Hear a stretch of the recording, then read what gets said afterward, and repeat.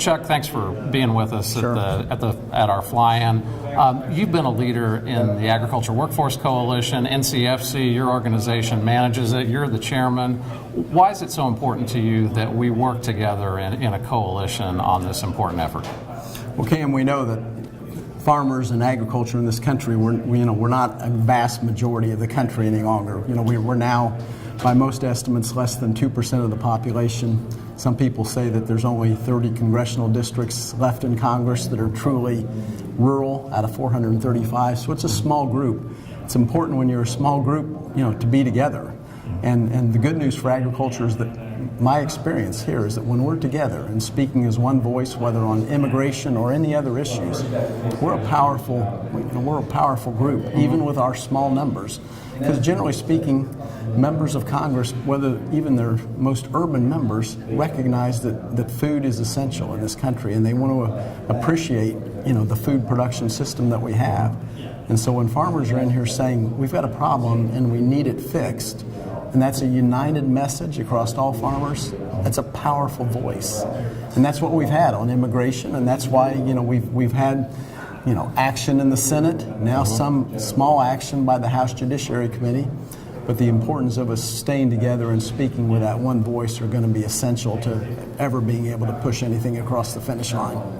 Chuck, to be successful on immigration reform, you're a real leader in the Agriculture Workforce Coalition. This is such a complicated issue. There's really three pillars to it. Can you talk just briefly about what they are and what we need to do to be successful and get this thing finally across the finish line to the president's desk?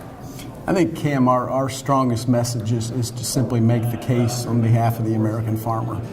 Make the case that the American farmer needs a viable guest worker program. He doesn't need a guest worker program where he has to hire lawyers and accountants to navigate through the bureaucratic paperwork.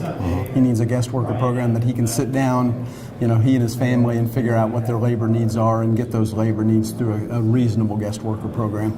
He also needs to make sure that for people that are already on our farms and ranches, and this is a sizable number of people who may not have proper documentation, some estimates as high as over 1 million workers on our farms and ranches today.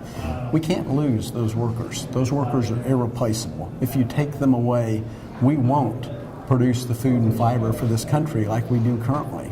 And this is a strong message in Congress. I think we just have to keep hammering our message, hammering it in a very united way. We can't have any outliers contradicting us, but if we can, through our coalition efforts, bring a common voice of fixing these problems, and these two big problems in particular, I think we've always got a chance to win this issue. And neither of those are in conflict with the other message of border security, correct? They can go hand in hand. Oh, absolutely. There is no question that they do go hand in hand together, and we can have a Dreamers Act, we can have border security, we can fix agriculture's problems. I mean, we could have a tremendously strong year in behalf of economic activity in this country by solving a number of these problems. Well, Chuck, thanks for spending so much time with us. Thanks for all the work that you do and NCFC does on working on immigration reform. We're happy to be part of the coalition that you're leading in this effort. We want to see a solution for our industry and the whole ag industry, so thank you. Appreciate it, Cam. Thank you. Yes, sir.